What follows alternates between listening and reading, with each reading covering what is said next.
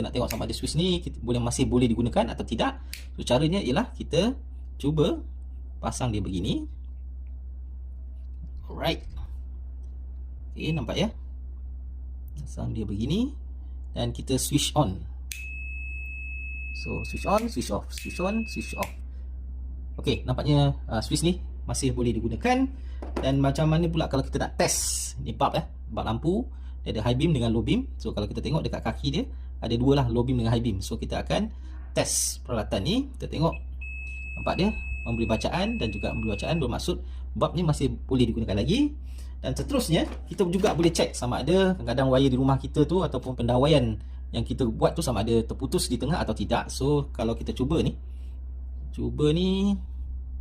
begini, bermaksud sepanjang pendawaian kita tu wiring dia bagus, tidak terputus.